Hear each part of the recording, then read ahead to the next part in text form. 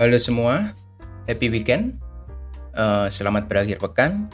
Pada video kali ini kita akan update ya untuk daily update dari Bitcoin dan Ethereum. Seperti biasanya, kita akan lihat dari sisi price action-nya ya, bagaimana Bitcoin ini berkonsolidasi ya setelah dia mencapai area supply-nya, seperti itu. Jadi kita akan langsung coba bahas dari chart. Kita akan buka dari time frame daily dulu ya. Apa yang bisa kita lihat di sini sebenarnya Bitcoin ini hanya membentuk range area yang semakin lama semakin mengecil ya, kita bisa lihat ya. Kalau kemarin kita lihat untuk range-nya ada di 64 sampai 58.600 atau 58.700 ya. Untuk sekarang kita lihat range-nya malah semakin kecil di 60.000 kurang lebih ya. Jadi 64 sampai 60.000 kalau saya lihat untuk daily time frame-nya.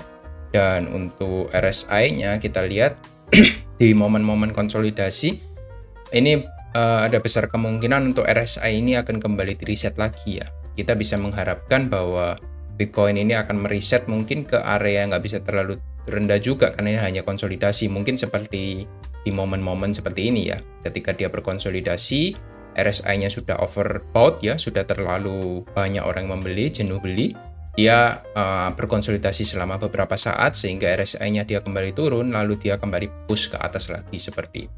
Mungkin kita bisa mengharapkan seperti itu, dan skenario terburuk dia bisa untuk retest kembali di area demand sebelumnya ada di 52.000 kurang lebih seperti itu. Ini merupakan skenario kedua dan ini merupakan best skenario yang menurut saya untuk kita bisa tambah muatan apabila Anda masih ketinggalan momen seperti itu. Tapi kalau misal kita nggak dikasih ya nanti kita akan coba cari untuk opportunity-nya secara price action seperti apa di time frame kecil, kurang lebih seperti itu ya. Lalu kita akan coba lihat di 4 jam sebenarnya untuk area yang saya mark ini masih tetap sama ya. Jadi saya masih mark area 64 dan 58600 itu kenapa? Karena sebenarnya pergerakan dalam beberapa hari terakhir itu masih dalam satu area range dari candle di jam 11 malam tanggal 28 Februari ya. Ini merupakan area high-nya saya mark dan ini merupakan area low yang saya mark juga. Jadi selama Bitcoin itu masih berkonsolidasi di dua area tersebut sih kita masih melihat dia akan terkonsolidasi seperti itu. Anda bisa juga menambahkan mungkin seperti ini. Semakin lama dia semakin tersqueeze ya, tapi menurut saya kurang begitu valid ya. Karena kita menandai dua area ini aja sebenarnya sudah cukup ya untuk area inside bar-nya atau pergerakan di dalam satu candle kurang lebih seperti itu.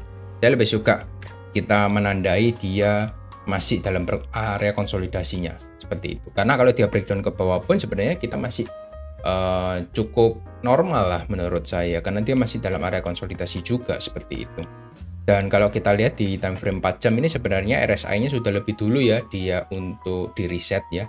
Jadi ini momen-momen sideways seperti ini momen yang baik sebenarnya. Kenapa? Karena ini momen-momen RSI ini kembali di reset menjadi area netral kurang lebih seperti itu. Ketika kita lihat sebelumnya juga sama, dia sudah overbought ya, sudah terlalu banyak orang beli, dan soon or later kita akan melihat dia akan mereset RSI-nya. RSI itu udah bisa terlalu tinggi juga, terlalu lama di area atas. Dia harus di reset juga ke area netral, baru dia bisa push lagi ke atas seperti itu.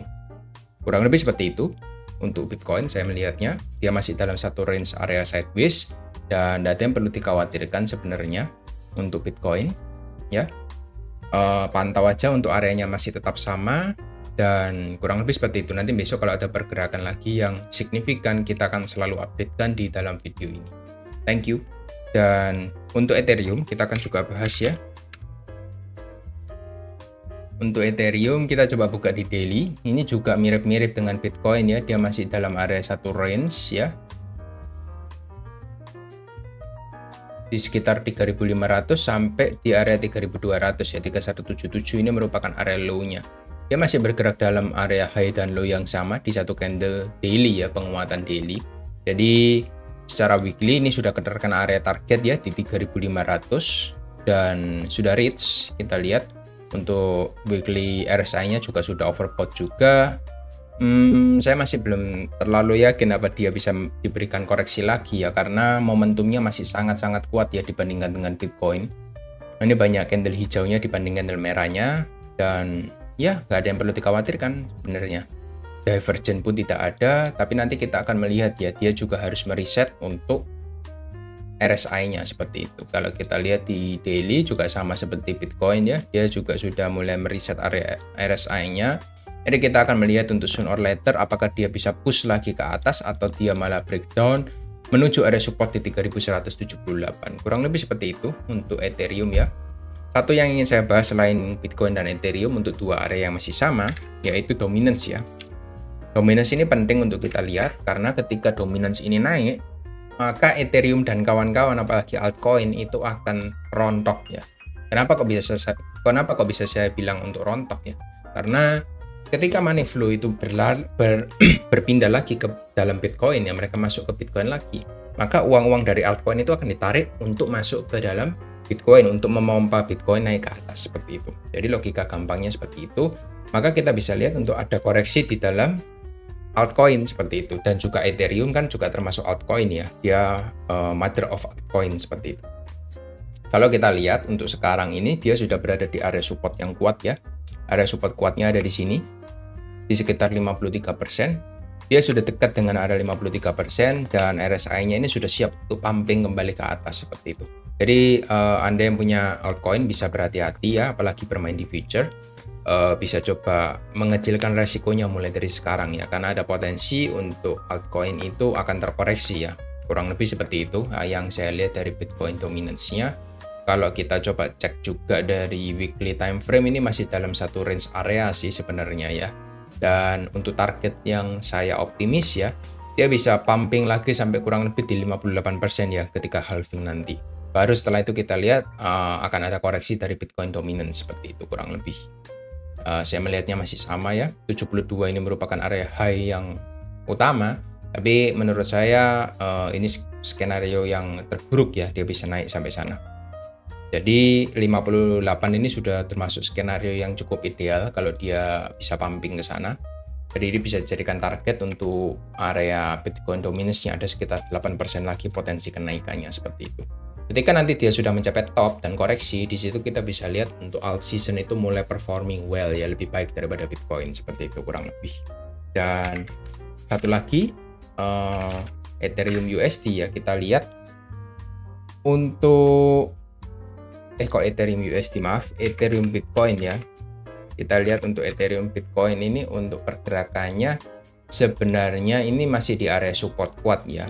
Dia masih belum bisa outperform dari Bitcoin dan itu masih cukup lumrah karena money flow dari Bitcoin itu masih cukup tinggi ya, dominasinya sekitar 53%, 53,5 ya.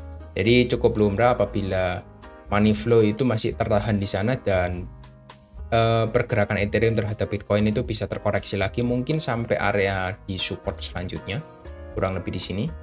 Karena kalau kita lihat di sini sebenarnya dia sudah membentuk higher high ya, higher high ya, ini dua kali higher high di sini. Dia membentuk high yang lebih tinggi ya. High sebelumnya kan ada di sini, kita lihat untuk daily time frame-nya. Untuk high selanjutnya dia bergerak lebih tinggi dan harusnya dia tidak boleh jebol dari area high yang lebih tinggi di sini.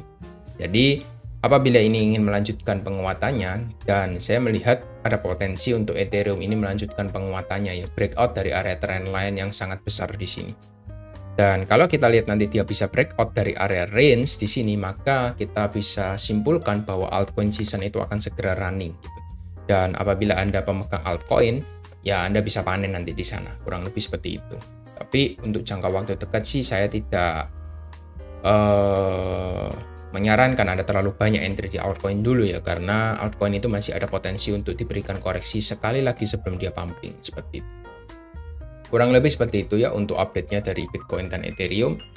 Next, kalau kalian ada request untuk altcoin, bisa coba tuliskan di komen ya, nanti akan coba saya bahas apabila menarik.